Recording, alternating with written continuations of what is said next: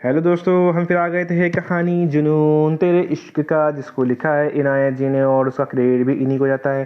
सो दोस्तों, हमारी इस कहानी के पूरे पूरे एपिसोड नंबर आपके 118 हो चुके हैं। हम देखते हैं आने एपिसोड में क्या होता है। शुरू करते हैं कहानी का एपिसोड नंबर 119 और देखते हैं कहानी में क्या होता है। प्रेगनेंसी प्रेगनेंसी रिपोर्ट पढ़ के अचिता बेहोश होती है। आरव उसे अपनी गोद में उठा के रूम में ले जाता है और अर्नब भी तब तक डॉक्टर कॉल कर चुका था।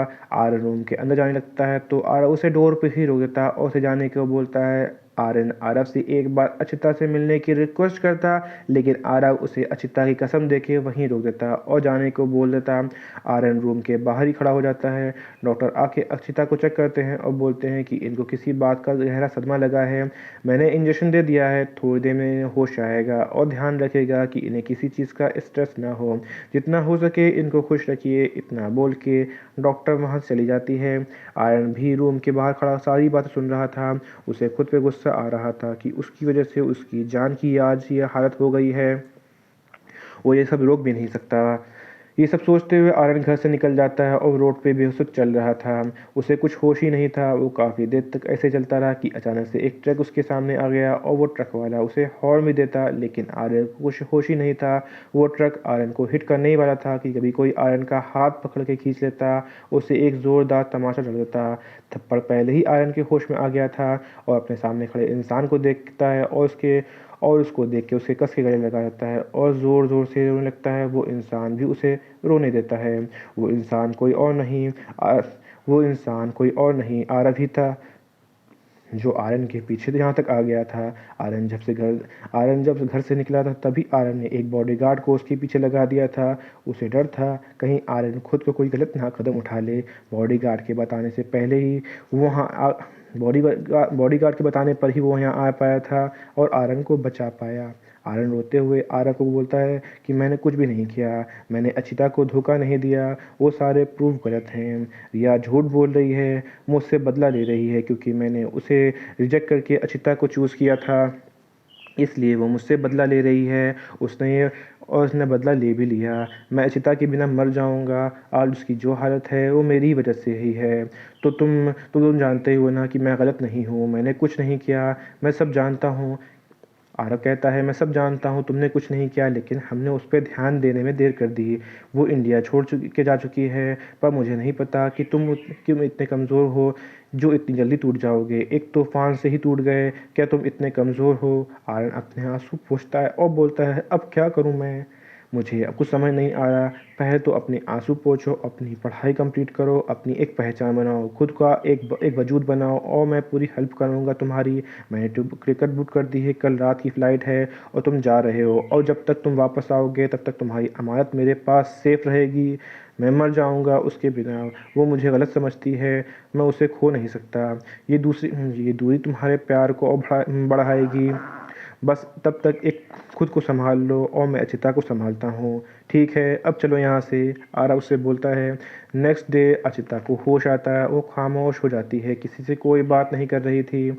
उसे कुछ खाने उसे कुछ खाने का भी मन नहीं कर रहा था। सुबह से रात हो गई लेकिन कुछ भी नहीं बोलती।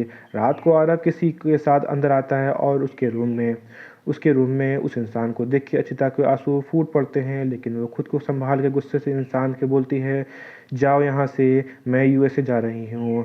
अब मैं यूएस जा रहा हूँ। एक मिनट, लेकिन वो खुद को संभाले गुस्से से उस इंसान को बोलती है जाओ यहाँ से, मैं यूएसए जा रहा हूँ। मैं तो अब तुम्हें मेरी शक्ल देखनी नहीं पड़ेगी। और एक बात, मेरे प्यार पे कोई दाग नहीं है, मैं तुम्हें कोई धोखा नहीं दिया है। हाँ, मैं जा रहा हूँ लेकिन तुम मेरे दिल में हमेशा रहोगी। मेरे डर जाने का मतलब ये नहीं है कि तुम किसी और को अपना दिल दे दो।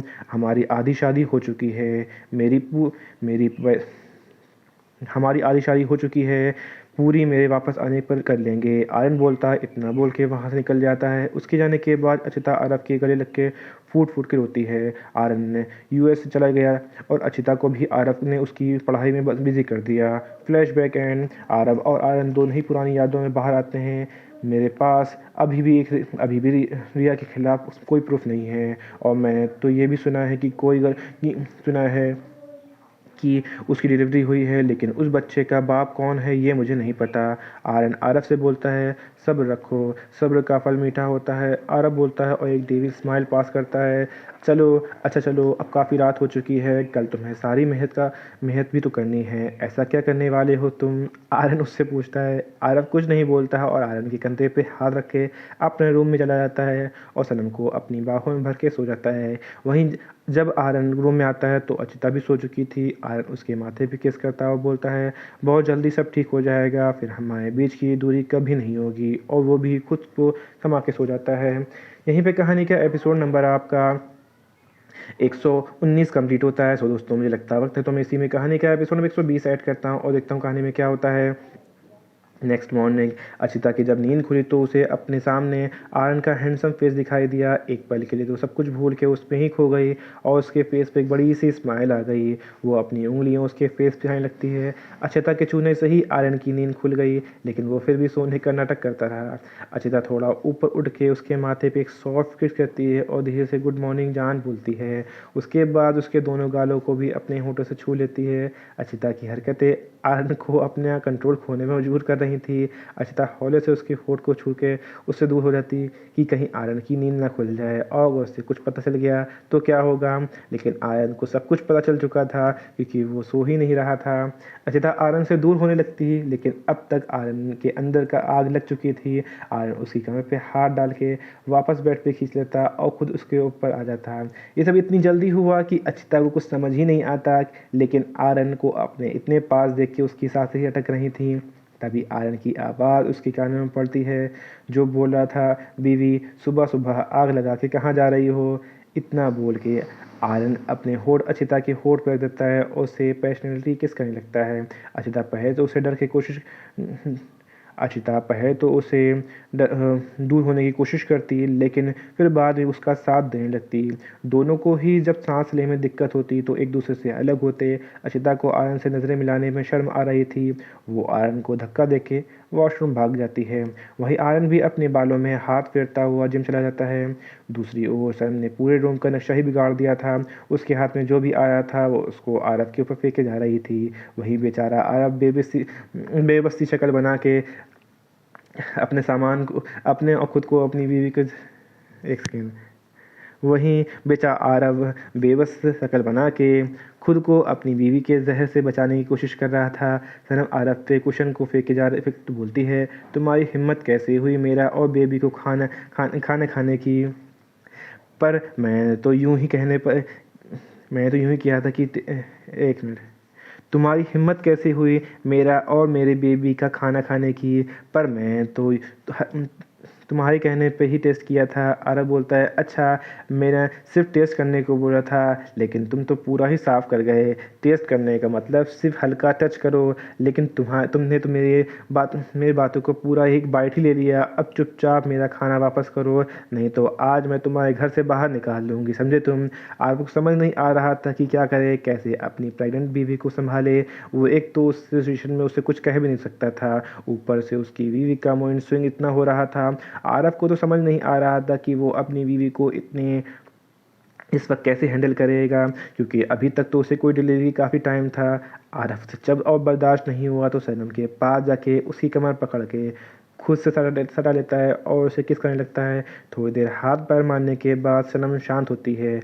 जब सनम को सांस लेने में तकलीफ होती तो आरव उसे छोड़ देता और बोलता है, बीवी तुमने तो इन दिनों में मेरा कचूमर ही बना देना है। सनम मासूम सी शक्ल बना के बोलती है, मैं क्या करूं? मुझे इतना गुस्सा आ रहा है छोटी छोटी बातों पर, मुझे माफ़ कर दो, मुझसे गुस्सा कंट्रोल नहीं हो रहा है।